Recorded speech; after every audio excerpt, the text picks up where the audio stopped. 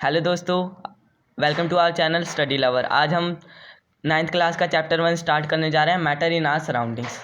सबसे पहले मैटर होता क्या?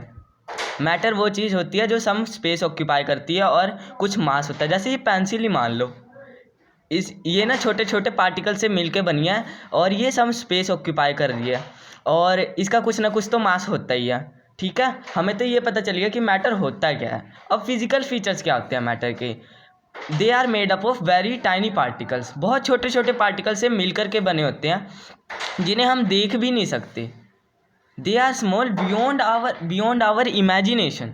हमारे इमेजिनेशन के भी ज़्यादा स्मॉल होते हैं वो। ठीक है, फिजिकल फीचर्स आपको पता चलेगी। कैरेक्टरिस्टिक्स क्या होती है? मोस्ट इंपॉर्टेंट टॉपिक, कैरेक्टरिस्टिक्स क्या होती है इसकी?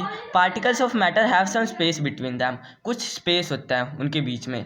तो देखिए, सॉलिड के बीच में ये स्पेस कम होता है और ये कम्पैक्ट नेचर में बैठे होते हैं, इसलिए बहुत जल्दी जल्दी अट्रैक्ट करते हैं एक दूसरे को, इसलिए रिजिडिटी की प्रॉपर्टी को शो करते हैं। मोस्ट इंपॉर्टेंट ये क्वेश्चन ज़रूर आता है कि प्रॉपर्टीज़ बताइए सॉलिड, लिक्विड और गैस की।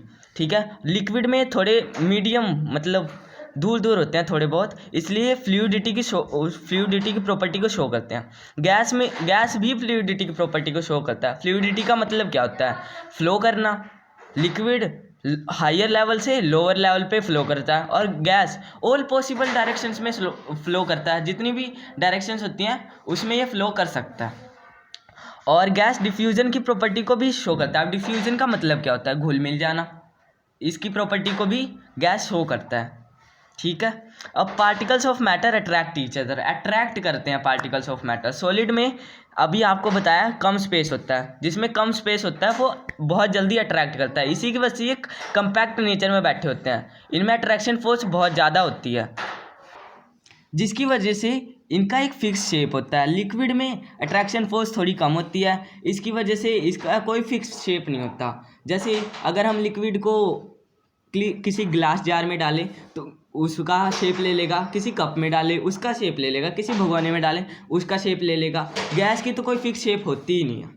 ठीक है, यहाँ तक समझ आ गया। दूसरी प्रॉपर्टी भी हमने समझ ली दोस्तों। अब तीसरी प्रॉपर्टी क्या है? Particles of matter are continuously moving. ये भी इंपॉर्टेंट है। तीनों प्रॉपर्टीज़ में से तीनों प्रॉपर्टी इंपॉर्टेंट है। Particles of matter are continuously moving, continuous move करते रहता है। अब जैसे हमने आपको बताया कि सॉलिड में कंपैक्ट नेचर में बैठे होते हैं तो ये मतलब मूव नहीं कर पाते। लिक्विड में कर लेते हैं, मीडियम में बैठे होते हैं इसलिए मूव कर लेते हैं, और गैस में सबसे ज़्यादा, क्योंकि सबसे ज़्यादा अच्छे तरीके से मूव कर लेते हैं। क्योंकि गैस में पार्टिकल्स दूर दूर होते हैं इसलिए ना इनमें बहुत तेज़ मूव करते हैं। और आपको तो पता ही है कि जहाँ बहुत तेज़ तेज़ मूव करते हैं वहाँ काइनेटिक एनर्जी होती है। ठीक है, जो चीज़ मूव करती है उसमें काइनेटिक एनर्जी होती है। तो हम क्या कह सकते हैं? पार्टिकल्स ऑफ मैटर, उसमें काइनेटिक एनर्जी होती है। और मैं आपको बता दूं कि साउंड भी इसी की वजह से ट्रैवल कर जाती है, क्योंकि हम बोलते हैं और जो गैस के पार्टिकल्स होते हैं वो मूव करते हैं। तो सॉलिड में ये सबसे ज़्यादा होती है, क्योंकि सॉलिड में ये जल्दी मूव करती है, गैस में उससे कम, और नहीं, लिक्विड में उससे कम और गैस में सबसे कम होती है। ठीक है, सब्सक्राइब फॉर मोर वीडियोस, क्योंकि अगली जो हम वीडियो बनाने वाले हैं वो लेटेंट हीट के ऊपर है। मोस्ट इंपॉर्टेंट टॉपिक कोई भी टीचर वो ज़रूर डालता है, तो जल्दी सब्सक्राइब कर दीजिए हमारा चैनल।